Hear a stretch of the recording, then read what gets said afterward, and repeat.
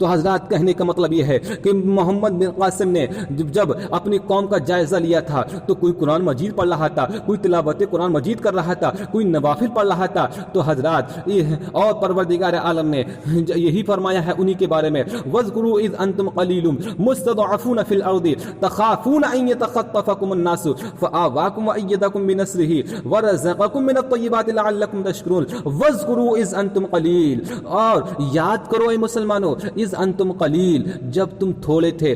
یعنی مطلب تو یہ ہے ان مسلمانوں کے بارے میں آیا ہے مستضعفون فی الارض، جب تم زمین میں کمزور تھے، تخافون ان یتخطفکم الناس، اور تم ڈرتے تھے کہیں لوگ ہم کو اچک نہ لے جائیں. فآواکم وایدکم بنصرہ، تو پروردگار عالم نے تمہاری تقویت پہنچائی، تمہاری فتح و نصرت تمہیں دی. ورزقکم من الطیبات، اور تمہیں پاک رزق عطا فرمایا. لیکن یہ تو ابتدائی اسلام میں تھا. لیکن آج ہم یہ دیکھتے ہیں کہ جب مسلمان 313 تھے تو وہ 1000 پہ غالب ہو گئے تھے. آج ہندوستان کے اندر 35 کروڑ مسلمان ہیں تو موم لنچنگ کے ذریعے سے مارا جا رہا ہے، اسٹیشن پہ مارا جا رہا ہے، میرے بھائی پارلیمنٹ میں مارا جا رہا ہے، ہر جگہ بے حرمتی ہو رہی ہے مسلمانوں کی. وجہ کیا ہے؟ وجہ یہ ہے کہ ہمارے دین کے ٹھیکیدار سب عیاش ہیں، رات کو سو جاتے ہیں، صبح اٹھ نماز پڑھنے کا نام بھی نہیں. ارے جمعہ کا دن ہے، مؤذن اذان لگا رہا ہے، حی علی الصلاۃ، آؤ پیر صاحب، آؤ گدی صاحب، حی علی الفلاح، آؤ گدی صاحب، آؤ پیر صاحب نماز پڑھ لو، نماز پڑھ لو، نماز پڑھ لو. تم نماز نہیں پڑھو گے، تمہارے 1 کروڑ پیر ہیں، 1 کروڑ نہیں 1000 کروڑ ہیں، تو وہ کیسے نماز پڑھ لیں گے؟ کیونکہ جب بیعت کرتے ہو تو بیعت اسی بات کی ہوتی ہے کہ میں نماز نہیں چھوڑوں گا، میں کبھی حج نہیں چھوڑوں گا، میں ایک جو حج مجھ پہ فرض ہے، اگر حج فرض ہوگا وہ نہیں چھوڑوں گا، میں گناہ سے توبہ کرتا ہوں، میں کبھی جھوٹ نہیں بولوں گا. لیکن جب سب سے زیادہ پیر جھوٹ بولتا ہے، سب سے زیادہ عیاشی پیر کرتا ہے، بنا پردے کے کوئی ہندوستان میں ایک ایسا پیر دکھا دو جو بنا پردے کے پیرا مریدی کا سلسلہ کرتے ہو، میرے بھائیو کوئی پیر آپ کو ایسا نہیں مل سکتا. آپ کہنے کا مطلب یہ ہے، اب میں کیا کیا کس پہ بات کہوں، لیکن میرے بھائیو اب کہنے کا مطلب یہ ہے کہ پروردگار عالم نے وَاذْكُرُوا إِذْ أَنْتُمْ قَلِيلٌ، یاد کرو جب تم تھوڑے سے تھے، جب تم 40 کی تعداد میں تھے. حضرات جب 29 میں 40 میں حضرت عمر فاروق اعظم پیدا ہوئے تھے. وَاذْكُرُوا إِذْ أَنْتُمْ قَلِيلٌ، یاد کرو جب تم تھوڑے تھے، مستضعفون فی الارض، اور زمین میں تم کانپتے تھے، زمین میں ڈرتے تھے. لیکن جب 40 کی تعداد پوری ہو گئی تھی تو عمر فاروق اعظم نے کہا، اے مسلمانوں اب کاہے کو ڈرتے ہو، اب میں ہوں نا. کون کفار مکہ کا ظالم ایسا ہے، کون مکہ میں ایسا ہے جو میرا مقابلہ کرنا چاہے؟ آؤ میرے نبی، آپ نبی آخر الزماں ہے. کون میرے سامنے اپنے باپ کو، اپنے بیٹے کو یتیم کرنا چاہتا ہے، کون اپنی بیوی کو بیوہ کرنا چاہتا ہے؟ آؤ جو میرے سامنے مقابلہ کرو. میں مکہ میں کھڑے ہو کر کے اذان پڑھوں گا، کھڑے ہو کر کے نماز پڑھوں گا، کون میرا راستہ روکے گا؟ تو حضرت عمر فاروق اعظم چلو مانتے ہیں وہ سپہ سالار تھے، مانتے ہیں وہ اپنے وقت کے بہت بڑے سکندر اعظم سے بڑے وہ سپہ سالار تھے، ہم مانتے ہیں عمر فاروق اعظم کے اندر سیاست تھی، ہم مانتے ہیں عمر فاروق اعظم کے اندر طاقت تھی، مگر وہ کھجورے کھاتے تھے. آج بھی تو سعودی شیخ ہیں، آج سعودی شیخ کی بنا پر میرے بھائیوں، آج سعودی عربیہ جس پہ لعنت ہے، جو مسلمانوں کا قائد اعظم بننے کی فراق میں ہے، لیکن وہ چھوٹا سا اسرائیل جو سعودی عربی سے بھی چھوٹا ہے، وہ 57 ممالک ہیں جو اسلامی، جو سلطنت اسلامیہ جب ختم ہوئی تھی، جب کانچ کے شیشوں کی طرح جب ٹوٹ گئی تھی اور اس کے ٹوٹے ہوئے ٹکڑے جب پوری دنیا کے اندر بکھر گئے تھے تو وہ 40 ممالک تھے. آج 47 نہیں، آج 57 ملک ہو چکے ہیں. آج 57 ممالک میں آج سب ایک ہو جائیں، ایک ہونے نہیں دے گا سعودی عربیہ، کیونکہ اس کے رگوں میں یہودیوں کا خون ہے، اس کے گھروں میں یہودی عورتیں ہیں، وہ ایک کبھی نہیں ہونے دے گا. تو لیکن آج 57 ملکوں سے ایک چھوٹا سا اسرائیل نہیں ڈرتا ہے. وہ کیوں نہیں ڈرتا ہے؟ وہ اس لیے نہیں ڈرتا ہے. وہ کیوں؟ اس لیے اسے معلوم ہے کہ ان کے گھروں میں ہماری امی پہنچی ہوئی ہیں، ہماری دادی پہنچی ہوئی ہیں، ہماری نانی پہنچی ہوئی ہیں. یہ سلمان بن عبد العزیز کچھ نہیں کر سکتا ہے. کیوں؟ اس کی اماں یہودی ہے، اس کے باپ کے باپ یہودی عورت سے جنے ہوئے ہیں، ان کا سب کا نسب یہودیوں میں ہے. یہ کچھ نہیں کر سکتے ہیں. ان کو صرف اپنی زمین بڑھانا ہے، इनको कोई मतलब नहीं। लेकिन मेरे भाइयों, आज 57 ममालिक से एक छोटा सा इसराइल नहीं डर रहा है, जो इसराइल का बच्चा नहीं डर रहा है। मगर याद रखो, सलाहुद्दीन अय्यूबी के नाम से बैतुल मक़दस नहीं, बैतुल मक़दस के जितने भी यूरोपीय कंट्री के जितने भी थे वो सब कांपते थे, सलेबी कांपते थे सलाहुद्दीन अय्यूबी के नाम से। सलाहुद्दीन अय्यूबी 3000 का लश्कर था सिर्फ बैतुल मक़दस में, और 3 लाख थे सलाहुद्दीन अय्यूबी के मुकाबले में। सुलेबी थे, रूमी थे, रूसी थे, जितने भी बातिल ताकतें थी सब एक तरफ थी, सलाहुद्दीन अय्यूबी सिर्फ एक तरफ थे। वो ताकत कहां से आ गई सलाहुद्दीन अय्यूबी के पास में कि सलाहुद्दीन अय्यूबी ने 3000 ने 3 लाख का मुकाबला कर लिया। खालिद बिन वलीद ने 60 लोगों ने जंग यरमूक में 60,000 का मुकाबला कर लिया। कहां से वो ताकत आ गई? इंसान की अक्ल हैरान रह जाती है। गुरु गोबिंद सिंह कहते हैं 40 ने उसकी औरंगजेब की। तो हजरात, कहने का मतलब ये है कि हमारे हिंदुस्तान में जो पंजाब में गुरु गोबिंद सिंह का जब मुहासरा किया था, जब औरंगजेब के एक सिपह सालार ने जब उसने मुहासरा किया था, तो उन्होंने एक तरफ 10 लाख थे और दूसरी तरफ गुरु गोबिंद के सिर्फ 40 थे। तो कहने का मतलब ये है, उन्होंने डट के मुकाबला किया जरूर था, लेकिन उसका मुकाबले में उन्होंने अगरचे फतह नहीं हो पाई थी औरंगजेब की, मगर वो लड़े जरूर थे, लेकिन वो जगह गुरु गोबिंद ने वो फतह नहीं कर पाए थे, बल्कि वो भाग गए थे, आप वो पकड़े नहीं गए थे। तो कहने का मतलब ये है, गुरु गोबिंद के जो सिख थे वो ये दावा करते हैं, सीना ठोक के कहते हैं कि हमने औरंगजेब से लड़ाई लड़ी है, हमने 40 लोगों ने, हम 10,000 पे गालिब नहीं 10 लाख पे गालिब आ गए।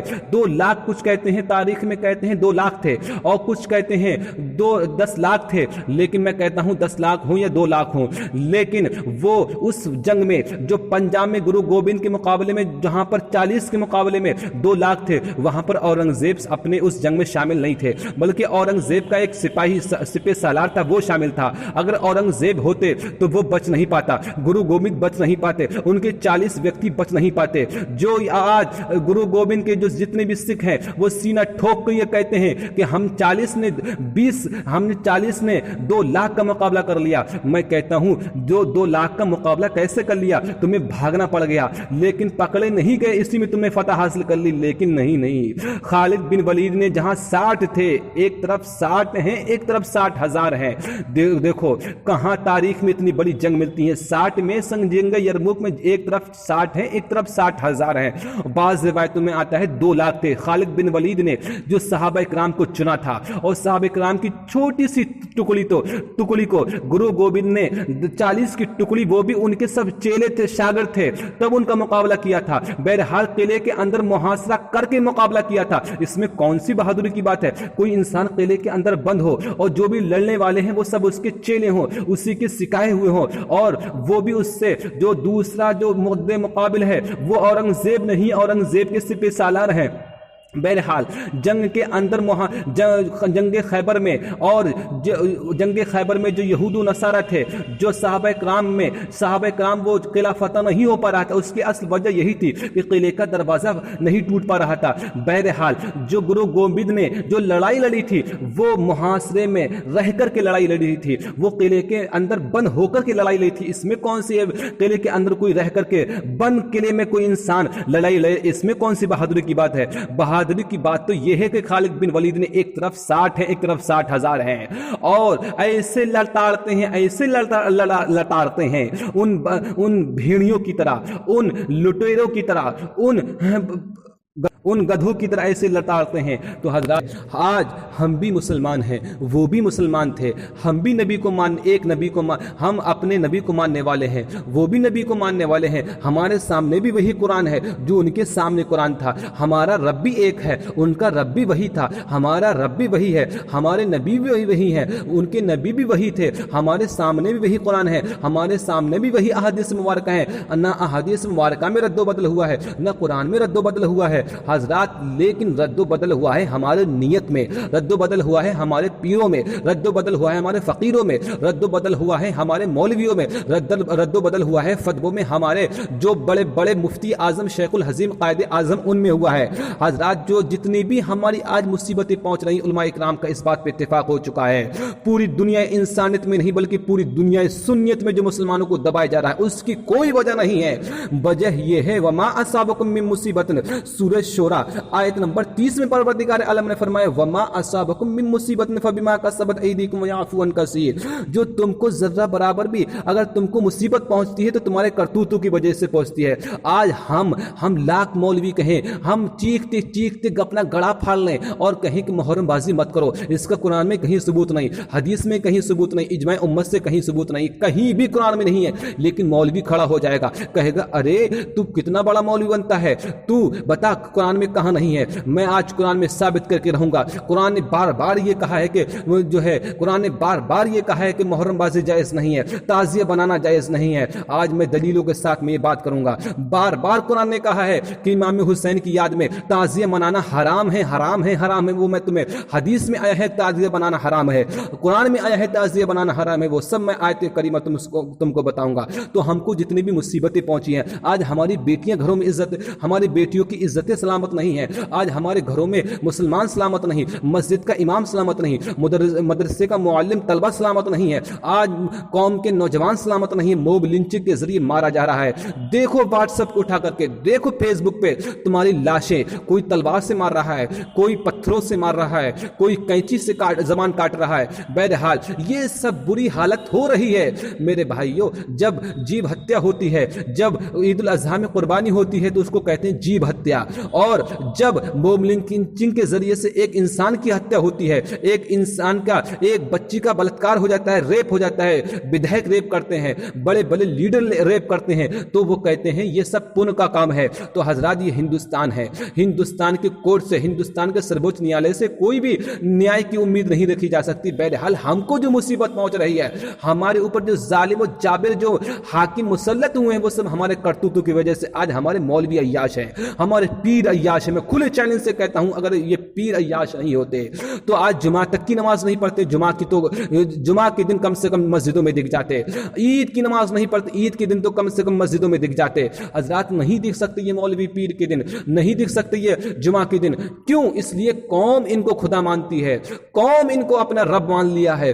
तुमने किबलाओ काबा बना लिया। कितने मौलवी ऐसे हैं जो अपने आप के कहते हैं किबलाओ काबा, बक़ियतुस सलफ उम्दतुल खलफ। अरे तू कुछ भी खलफ नहीं है, ना तू खलफ है ना खलीफा है, तू कुछ नहीं है, तू कौम का गद्दार है, तू अपने पेट भरने के चक्कर में है। मेरे भाइयों कहने का मतलब यह है, आज हमारे मौलवी की थोंदे 10-10 किलो की नहीं 50-50 किलो की हैं। हमारे पीरों की थोंदे अरे गाल लटक रहे हैं, पेट भरे हुए हैं, गाड़ी 4 व्हीलर नहीं, 2 व्हीलर नहीं, बल्कि एरोप्लेन पे सफर हो रहा है।